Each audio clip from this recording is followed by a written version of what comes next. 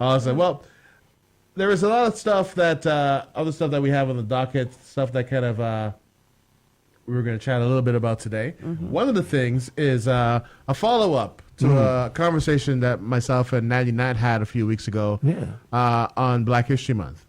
And for those of you that missed that show, that episode, the conversation came up around the politicization of Black History Month in terms of, and you and I have spoken about this privately off screen for a while, where you have one party doing a Black History Month event, the other party doing a Black History Month event, and my personal feeling is that there shouldn't be that divide based on political lines. It should be, we're celebrating Black History Month as a Black community. Let's celebrate.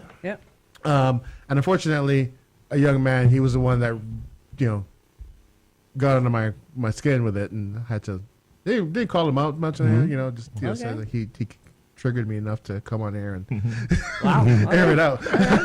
I was wondering where it came from. But So I was at the NDP Black History Month event. This young man, he works there now. He's young. He just got out of school. He's young.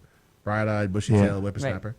And he was saying, how great this is. This is great. And the UPC, boo. And I'm like saying, like, what's the question? Like, what are you trying to ask? Like, I know what his question was.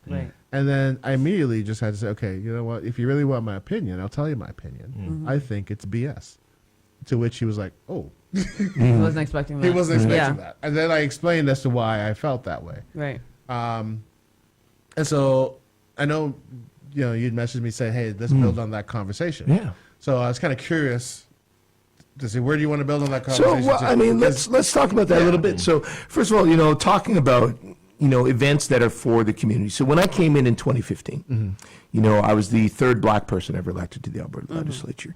And, from what I started getting invited out to events, started talking to people, sort of mapping the landscape. And from what I could see, there had really been no significant attempts to really engage African Caribbean Black communities in provincial politics in Alberta. Now, certainly other provinces, it's much more advanced, right? Ontario, places like that, right? Nova Scotia, we have longer standing communities that are much more integrated and involved. Sure, they'd built more political engagement. Wasn't really happening in Alberta. So the first thing we got was the legislative celebration, the provincial recognition of Black History Month starting in 2017. Correct, So that is the nonpartisan celebration. Of course, Danny, you're there, right? She played this year. First time we've had Steel Pan played in the legislature. So we do that event. That event is hosted by the speaker. That event is nonpartisan, right? Someone, the premier and the leader of the opposition each get a chance to speak or delegate it to another person from their caucus. We bring in someone from the community. We have the performances. There are no politics involved. So that was one of the reasons I wanted to see that happen, because for that reason, that is for the community, right? And it should be treated that way. And as I think for most of the time that I've been there and sort of been sort of leading coordinator, we've tried to keep it that way. So then you have the individual events that are held by the individual parties. So this is what you're talking about here. And so that gets into the question then of what should political engagement actually look like when we're talking about cultural communities. And the challenge is that, the way political systems work, they're incentivized, right, to try to get what they need to get, which is support, right? So, I think it makes sense, for an opposition party or for the government to want to reach out to cultural communities and sort of what are the things that we can use to make that connection, to bring them in and build that. If that's done properly, authentically, respectfully, I think that can work. And I hear what you're saying. Why do we have to have a UCP event? Why do we have to have an NDP event? Well, in part because, we have different goals and different purposes, and certainly I think a lot of differences. So we have the legislative event, which is where everybody comes together, and then the individual events. So I'd be interested to hear, I guess, a bit more, of sort of, from my lens, I've been trying really hard in the outreach of things we need to do. We need to make connections with people. We want to win support because our job is to win elections. Our job, because that's how we actually get to implement policy and get things done. For me, it's about making sure then our are the views of our communities accurately represented? Are those voices in the room? And for me, it's not just about come to our event, give us your name, your email, and then that's good. Thank you. We'll call you when we need a sign on your lawn and you vote in the election. It's about building real engagement. So then when we have other things, are we going to be recruiting more folks from our communities to run as candidates in winnable seats? Are we going to be making sure we have policies that actually represent appointing people to boards, commissions, et cetera? Now, I get what you're saying in terms of that, but for the average person that's out here looking at the Black History Month events, what we do see is what you described at the tail end, in terms of, okay, we're here, we got names, we're making connections, people that we can call upon for different things. When I leave my house, and when I said in my diatribe a couple weeks ago, the average community person doesn't see NDP, liberal, conservative, Green Party, whatever. They just see a black man, right? And there are a lot of people that work in the bureaucratic structure that are from the black community in the provincial government. There are a lot of people that are on the ground on both sides of the aisle within the black community. Yeah. I personally want to see, at least for one moment, a show of strength and unity. Right? That separation for me makes us weaker. The fact that people try to pit us against each other makes us weaker. And I refuse to allow anyone to pit us against each other. Yeah. You know, and if it's just for that one moment, and after that one moment, we can go back to our regularly scheduled program, right? So how do you think we can approach it? Okay, I hear what you're saying. Yeah. So in practice, how would we do that? Should we let the black community organize the Black History Month event, and then that's happening now already, right? But have NDP not do theirs, have UCP not do theirs, but you guys come, we invite you, we bring you into the room, and it's our room. Is that what you're thinking? That could be an approach. Yeah. I mean, there are many different approaches to it. Right. To some extent, that's kind of That's happening, happening right? now, Like yeah. NBCC leads with their event, right, at City Hall, the Windspear, or the different spaces. Yeah. So there's a lot of community events. Like that's kind of how I got started in this. With my initial engagement, it's just I got invited to events. I went to events in community, and I tried to keep a low profile out of the gate. To be honest, like of course I'm invited to speak, but tried to come with some humility because I didn't grow up with this. This wasn't my place, so I wanted to listen, learn, and kind of learn how to bring things back. So some of that exists. Yeah. But I hear what you're saying, Greg, and that young guy you're talking to, he was very excited, sort of thrilled, and like that kind of partisanship at those events, I would really rather not see that. And that's not me blaming that young man. Like I understand where he's coming from. He's in that. young. He doesn't know any better. But it is part too of our political culture and how we build, right? And it's challenging because this is hard work. Your average person is never going to have a membership in a political party, right? Statistically speaking, right now. And most folks are disengaged. So it's in order to build the momentum to raise the dollars to get the things, the incentive then is to sort of amp things up. And when doing that, it creates language then that, does, or sort of an approach that can alienate the common person. So it's a slower and longer build, sort of just build those relationships on the ground. And but it's the more authentic. No, I was gonna ask you, Greg. What would you like to see? Well, I'll give you like an example. So back when Casey Madhu was in office, Right. Now, you, Mr. Shep, and Mr. Madhu were the two most senior black political figures at the time in provincial politics. Right.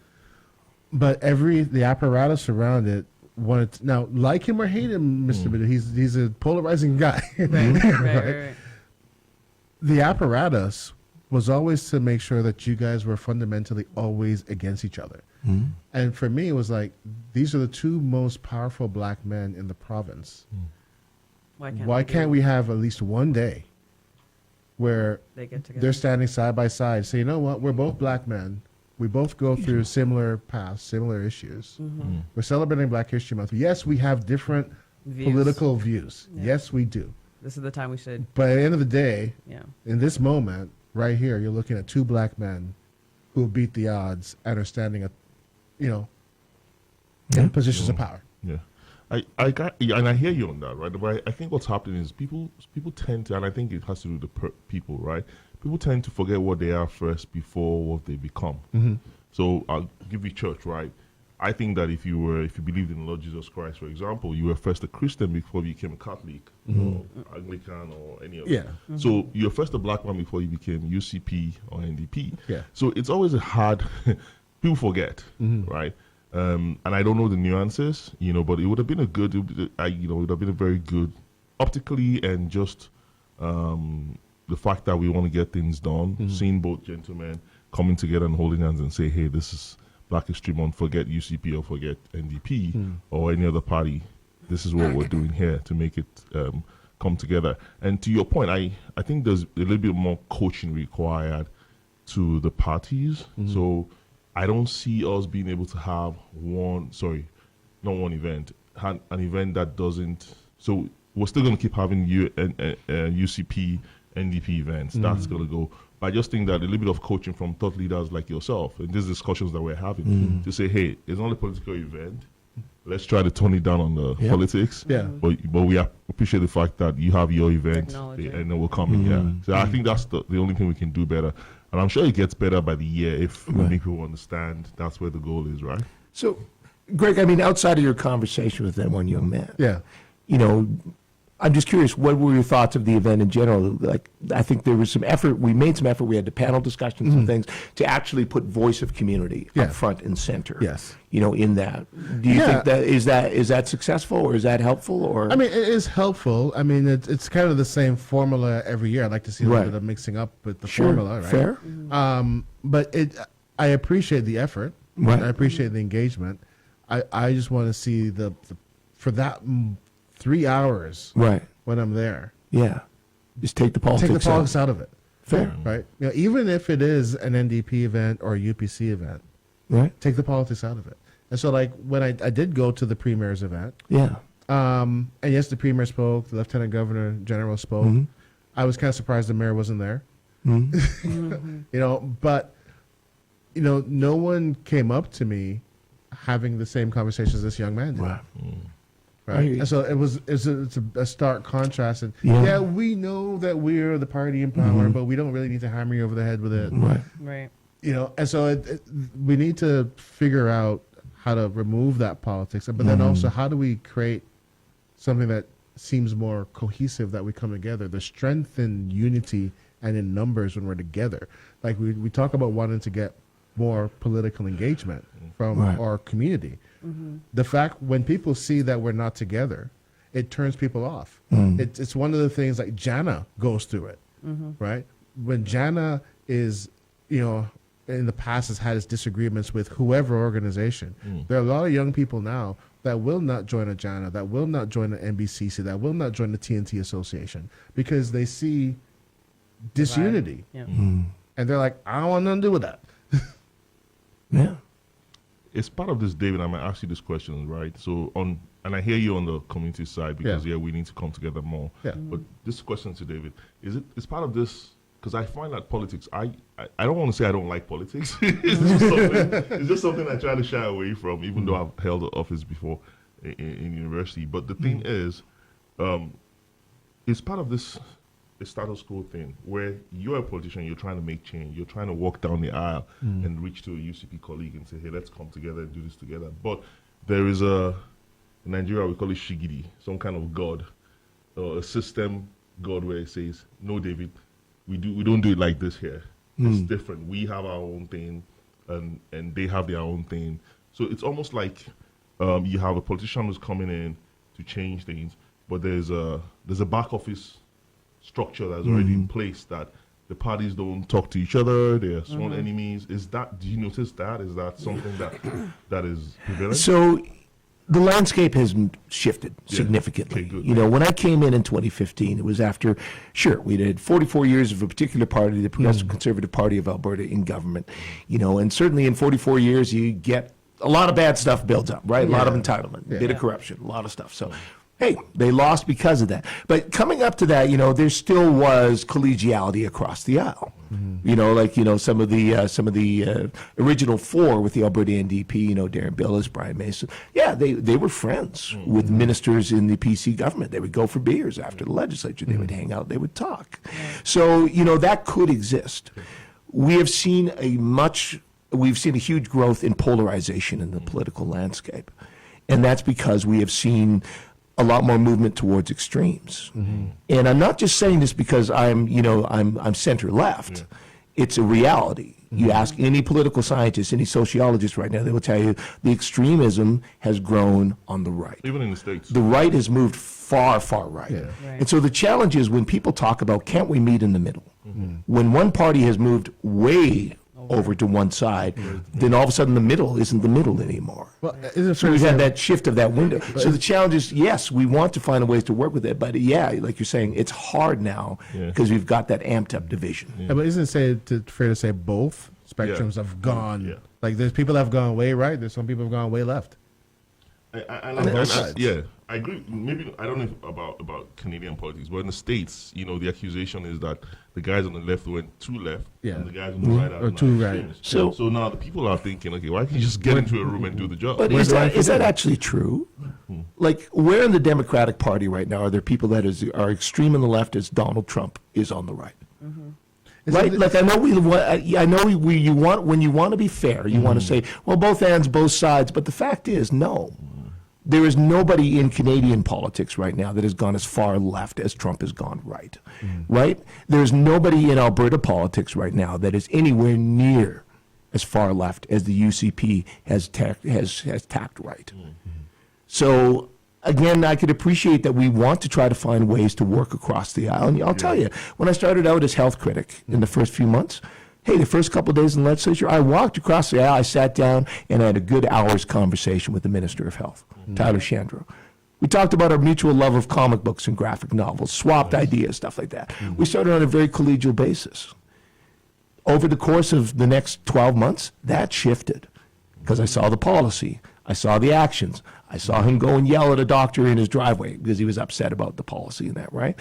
So it reaches a point at a certain point where it's like, okay, I'm sorry. I started with the benefit of the doubt. I started with the opportunity for that collegiality. I watch the actions. I watch the policy. I see what happens. And then I have to draw the lines because I'm seeing the harm that's being done in my communities. Like, for example, and I pitched this to you, Greg, talk about Daniel Smith is about to go down to the United States to a fundraiser for a far-right organization alongside a far-right commentator, Ben Shapiro. She's going, and it's a fundraiser. She's helping them raise money for this thing, PragerU, which again is spreading misinformation, disinformation, racist information. Ben Shapiro is racist. He is misogynist. He is Islamophobic. Ben Shapiro has a lot more adjectives to him than that. So I mean, at that point, right? Like again, that is something that is profoundly damaging. Now, that's not something we would bring up at our Black History Month event. That's not the place for that. That's not the But when people come to me and say, "Can't you work across the aisle?" Like all this stuff that's coming out about this corrupt care scandal. This is a government that has no ethical and moral basis, at least in my opinion. And I think that's becoming more evident. So it's working across the aisle becomes impossible. Then my job then is to mitigate the damage. My job is to let people know what's happening. My job is to say we deserve better and to do everything I possibly can to make sure we get that better in there. So, sorry, I kind of been passionate going there, but that's a challenge. And here I'll bring it back. Yeah. Part of the challenge then is that me, my colleagues, we have to live in that bubble and live in that world, and this is what we see every day, all day. Yeah. But, it's really important, and I've tried to do this, to be able to remember when I walk out of that after a week, when I'm going out into the community, go, okay, these folks haven't seen what I've seen for the last 7 days. They haven't experienced what I've experienced. So I need to interact with the community in their language, in their space, bring this down to a level where they can understand. And respect, like you're saying, Greg, that, I need to listen to your experience and recognize that what you are seeing in community and what you're feeling is very different from what I've been experiencing. Yeah. And then how do we bridge those things and give people a way in? But even something as simple as And I don't know how this would even work. This is probably goes back to what you were saying with the person behind. You know, why wouldn't we see, say, someone from the opposing side at your Black History Month event, or someone from your side of things at their Black History Month event? It is a Black History Month event. And like I don't know if you get a slap on the wrist if you showed up. So to a certain extent, you know, when we were in government, government events were generally open, right? So when we would raise the the pride flag or the trans flag, it was an open invitation. That changed. You know, the UCP does not invite us when they're doing these things. They don't want us there. No, they don't extend an invitation to us. Not at all. So who do we talk to correct that? Because if it is a provincially funded event, everyone should be welcomed. But then again, I don't expect you would need an invitation. Like you're at MLA, you just walk in the room. Yeah, no, I mean, but we aren't even provided with, like, nobody sends an email. So again, when it happens at the legislature, when it's a speaker-led event, which is why we've gone that route and keep doing that every year, it is, right? So every MLA gets that invitation, hears about it, you know. But when it's caucus funded or, you know, government funded, and I don't know which the UCP event was. It could have been either. If it's a government-funded event, then absolutely it should be open to everybody. If the UCP caucus is funding that event, then sure, that is their caucus event. They have the right to determine who they want the invite list to be. For our Alberta NDP caucus event, I'll be honest, I'm pretty sure we didn't invite any UCP MLS.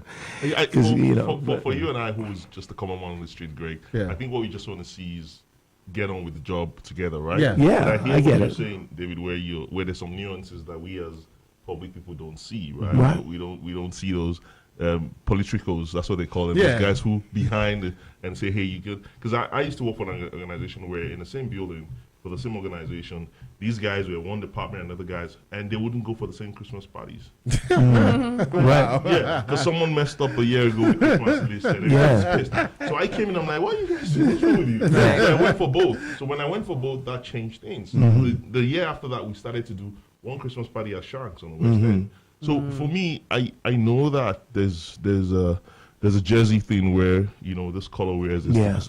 I just think that what we want to see as people who are run by you guys or who are served by you guys is if you guys come together more, you know, generally we can do more. That's what we see, but there's some nuance to that. Absolutely. That maybe we don't. And to be clear, we do see some of that too, right? So not everything is a political moment. Sometimes people bring things to me in my role, whether it was as health critic and now as public safety, say there's a problem, this is happening in community. I don't just immediately take that to question period necessarily, right? Or to try to make a political stand. I always tell people my approach is do no harm. I want good things to happen for people, and if sometimes that happens by just flagging it and saying, hey, I'll have someone in my office reach out to the minister's office. They talk, they figure it out, they get that problem solved. Because that's the right thing for community. Cool. Well, let's hit this